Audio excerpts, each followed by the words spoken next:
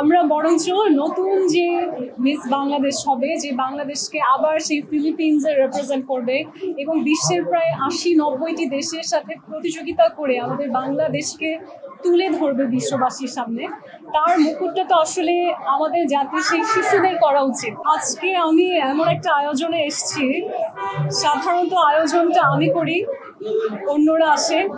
আজকে আমাদের এই যে শিশু বন্ধু বান্ধব বলতে পারি, তারা আয়োজন করেছে, আমি এসেছি। সো আমাদের সবসময় যে কর্মসূচিতে আসলে আপনারা আসেন, তার থেকে আজকের কর্মসূচি অনেক অনেক ভিন্ন।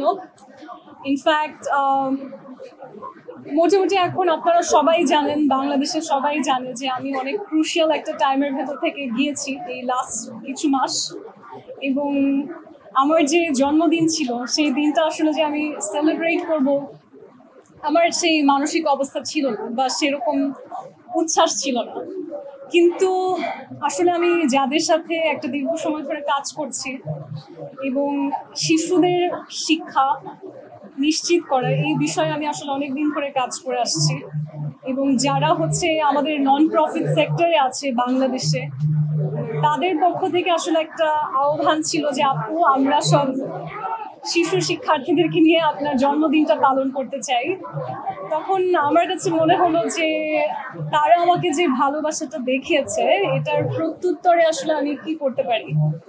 এবং আমার মনে হলো আমরা যে সবসময় একটা 5 স্টার হোটেলে একটা বিশাল জাঁকজমক আয়োজন করে তারপর আমাদের মিস বাংলাদেশ যে আছে তাকে মুকুট পরাই, আমার মনে হয় আমার একটা আত্ম উপলব্ধি হয়েছে যে আমরা তো আসলে এত বড় আয়োজনটা করি মানুষের সেবা করার জন্য, তাদেরকে আমাদের প্রকৃতির, আমাদের শিশুর, আমাদের ভবিষ্যৎ যারা, তাদের জন্য কিছু করার একটা প্রত্যয় তো আসলে এই মুকুটটা পরানো হয়।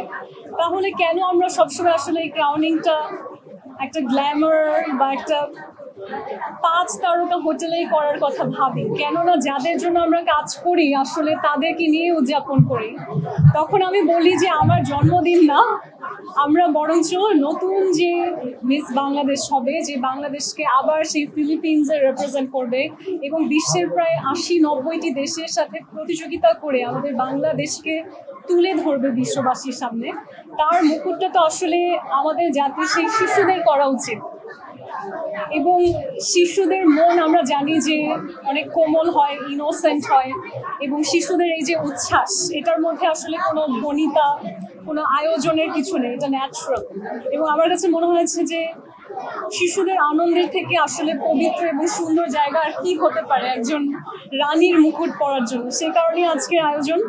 আজকে আমরা যেই শিশুদের জন্য কাজ করি বা যাদের জন্য কাজ করতে প্রতিজ্ঞাবদ্ধ এবং যারা আমাদের দেশের ভবিষ্যৎ, সুবিধা বঞ্চিত শিশু স্পেশালি, তাদেরকে নিয়ে আমরা আমাদের যে নতুন মিস বাংলাদেশ, যিনি মিস আর্ট কম্পিটিশনে বাংলাদেশকে রিপ্রেজেন্ট করবে, তার মুকুটটি তাকে পরিয়ে।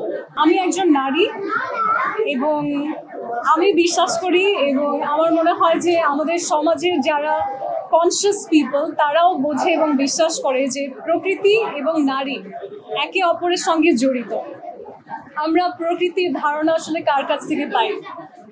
জন্ম থেকে আমাদের মায়ের কাছ থেকে। আমরা যখন এই পৃথিবীর আলো দেখি, আমি ছেলে সন্তান হই, মেয়ে সন্তান হই, আমাদের জগৎ থাকে আমাদের মা। আমাদের পৃথিবীটার প্রাথমিক ধারণাই কিন্তু হয় আমাদের মায়ের মাধ্যমে, এবং তারপর সেই মায়ের চোখে আমরা জগৎ প্রকৃতি দেখি, তার কাছ থেকে আমরা কথা বলা শিখি, জগতের অন্যদের সাথে আমাদের ভাব আদান প্রদান করি। তাই আমরা বলি মাদার নেচার। আমরা যখন প্রকৃতি বলি, আমরা কি বলি? প্রকৃতিকে বলি মা। আমরা আমাদের দেশ বাংলাদেশকে বলি মাতৃভূমি, মাদারল্যান্ড। সো প্রকৃতি, মা এবং নারী আসলে একে অপরের পরিপূরক, একই রকম।